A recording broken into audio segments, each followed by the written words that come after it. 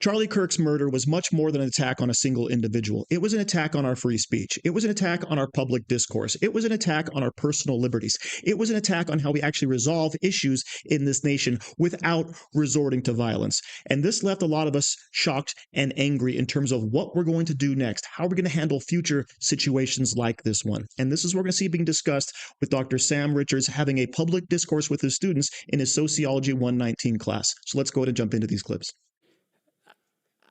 I've received death threats, okay?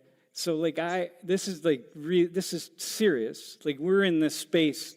Here we are, okay? So, when Charlie came to Penn State, people would say, oh, this guy, oh, God, either they love him or they're going to go try to protest. And I'm like, what are you going to protest? What are you protesting? Ideas? Like, what are you actually protesting? Come on, man. Instead of protesting, what you do is go and debate him, right? Go debate him. But, a lot of people don't want to do that because they're going to look silly because he became a really smart guy. And you can say, well, he can't be very smart. Some of you maybe, you can't be very smart because I disliked his ideas. Well, you can dislike ideas, but debate. That's what we're doing at a university. This is it. This is it, man. We're trying to be smarter. We're trying to just be better and smarter than what we were when we started. And so the news of his death yesterday really, it led me to, can you go backwards one, Nish? What happens next? Okay, now what? Where are we going? Okay, so go ahead, go forward, and then go one more. And it led me here. Violence or the threat of violence against civilians to achieve some political goal. What happened yesterday, the killing of Charlie Kirk, is terrorism. Very congenial, very friendly. I quite enjoyed him, actually. So I think I said debate only because Charlie's so into the debate thing, and that's what he was doing when he was killed. He was there at this university in Utah, and to have a debate. So anyway, Jamie, that's why I said that. But in truth for me, it's about having a conversation. Okay, yeah. How about somebody else? Like, what are you most afraid might happen? I think with the combination of possible retaliation and the lack of gun laws, wouldn't gun laws be better if there is a fear of retaliation from the left? Yeah. I think the problem with taking away or, putting any gun laws into play is you're going to create a black market for guns. There's already a black market. There's already ghost guns, and it's just going to be just like weed, just like cocaine, just like anything else that gets on the street. All right. Okay, so hang on. I want you to go back. What is it? Layla. Okay, Layla, go back to, so you made that point, but go back to the main question. What are you most afraid of? I think I'm most afraid that America won't utilize Charlie Kirk's death in the correct way, and nothing will really be gained from it, and it'll take too long to put the pieces together of significance, meaning like, what was he talking about when he died? Who killed him? Was it a civilian or was it planned? Was it, the date, the location, things like that? It's going to take a little bit too long to dive into those things, which prolong the process of gun control and things like that. So we don't learn from it. What would you like us to learn? Gun control is necessary. I think that's a point that needs to be pushed, but there are... Okay, go beyond guns. Set aside the guns, because he could have been killed in any other way, okay? What do we need to learn? Think about what I was saying. I want to go beyond that. We're beyond guns right now, y'all, right? Like, we are... From what I'm seeing here, this thing could go south, okay? You know what I mean by that, going south, okay? It could really spiral. Thinking about it spiraling, And so what are you afraid of? Like spiraling. Do you think about that? Maybe you don't think about it. Think about. About things spiraling and getting out of Absolutely. control. Yeah, for sure. I think it's natural with any major thing, especially Charlie Kirk. He represented so much. He said so much all the time. So his death means a lot to a lot of people in a lot of different ways, but I'm not sure really what I'm afraid of other than the meaning of it and the symbolism behind his death. I think another fear is maybe someone taking it upon themselves to handle his unfinished business, because I'm sure a lot of people that supported Charlie Kirk feel like, oh, he's gone too soon, he wasn't done, like the things he was pushing, he was making change.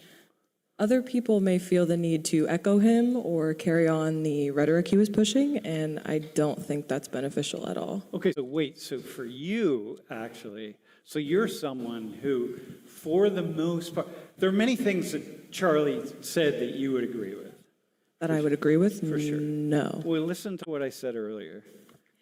He said the guy was talking every single day, all just like me. I have thousands hours of video. He has probably 100,000 hours of video. There are things that he said that I will guarantee you would say, oh yeah, a lot of things that he said that you'd be like, yeah, that's actually a really good point, and that's a smart point, and that's good, that's bad, Oh, I'm sure, but with the context and with just everything altogether, Charlie Kirk as a whole, I know I do not agree with. He could say and have, some clear points that are factually true or statistically true or morally true in rare cases, but that doesn't mean I agree with him and everything that he did. I wouldn't even say I agree with It's him. not everything. It's some things, right? And so, Sure. And so that's just kind of like me. It's like anyone, and there's nothing that if you decided, hey, I'm going to pick up and do what Charlie Kirk did, or any of us in the classroom, right? And you would think, yeah, I got these really good ideas, and I'm going to push them forward. Immediately, you just start saying things that, you think are really thoughtful and smart. And then, half the people are like, oh, this person's a jerk, like whatever. And so I get what you're saying. Like you have your own kind of personal vision of the world, and, but you also understand that, right? Okay. All right. That's fair. Do you have a question or a comment? It was a comment. All right. What's your name again? Raul. Raul. Okay. Yeah. It's just my biggest fear is exactly what we're seeing in the beginning of this class, which is we've been asking questions, and yours have been very direct about like terrorism and death, and everyone's answers have always been like, oh yeah, but maybe my worry is who's going to fill his gap, or who is going to keep his rhetoric going, or is his rhetoric going to get stronger? Is he going to be like, for me, the biggest fear is very obvious, and it's like you said, in other countries, there's the culture of someone comes in a motorcycle and steals your bag. We, in the internet, and I see it with my friends this morning in the group chat and everywhere in the internet, people are like, yay, maybe he was a little out of line, but we got him killed, and that's better. There's now a gap, like, haha, look at this video where he said killing was worth it. Good thing he died. Like, you're joining him. You're being a person that says, yes, we should kill people. Yeah, I am on his team. If I don't agree with you, you should be dead. Like, we should not create a culture here where we celebrate someone's death and we're saying, oh, because I didn't agree with him, we should kill him. And even though it's joking and celebrating, you see it on the internet, and that creates small groups that encourage each other online, which creates shooters. Bro, so here's the thing. If you can go there to say like, oh, yay, let's celebrate this somehow, then Jack right here, who supports the Constitution and the Second Amendment, naturally, then, well, we can attack him too. Well, let's go to him. We went to Charlie, we'll go here, we'll go there, well, let's go to Jack. Well, I'm sure that Jack, as a person who supports guns, supports gun responsibility and supports the awareness of what a life is. Yeah, but worth. that wouldn't matter, because it doesn't matter. It's like, let's attack him anyway, just because he supports guns. So Yeah, like, okay. and I am pro attacking Jack all day long if I felt like it, but not shooting him. No, I got you. No, I got you. No, but this is what I'm afraid of, right? I'm afraid that you can attack this person. Well, let's attack that person and this person.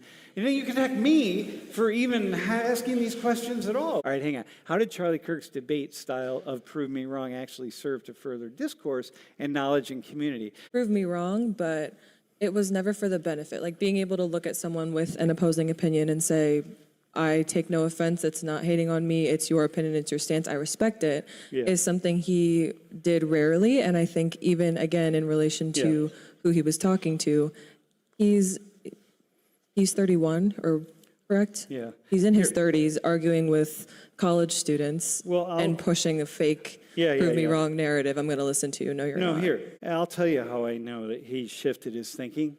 Because you cannot be engaged with human beings in the way that he was and the way that I am, day after day after day. You cannot engage at that level and shift the way you see the world. And I listened to the complexity of his arguments over time, and I'm like, yeah, that dude's like, these things are getting to him. So that was rather interesting, right? So not a debate so much as a discussion. And what was being discussed? Well, the views of Charlie Kirk. And let's go ahead and start off with Layla, all right? So Layla is afraid of retaliation, all right? Retaliation from who?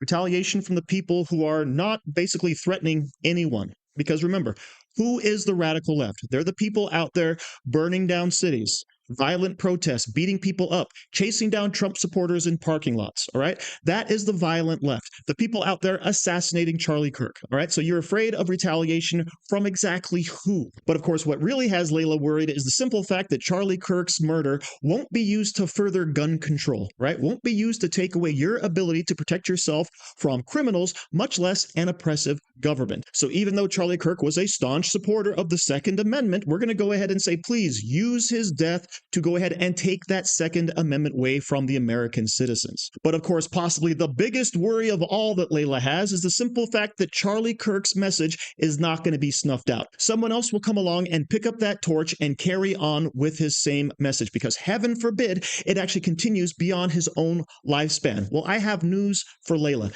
There are millions of us out there who believe the exact same things Charlie Kirk did. Okay, but what you have there is Dr. Richards actually trying to get them to think about, well, what are you really afraid of? What do you think is going to happen in the aftermath? And that's where Raul jumps in with something that is very poignant that seems to be missed entirely by this Layla girl. And that's the simple fact that it's scary to think that people are out there wishing death on their political opponents, people being glad and celebrating the fact that Charlie Kirk was killed. And why? Because they didn't like his political message. They didn't like him personally. They didn't like what he stood for. And that, of course, is the actual scary thing. The death of free speech in this nation, right? Basically, terrorism, as was pointed out by Dr. Richards, right? When you have people out there trying to use violence to stop your average, normal, everyday citizens from doing, believing, behaving the way they normally would, then guess what? That is terrorism, and that's exactly what happened to Charlie Kirk.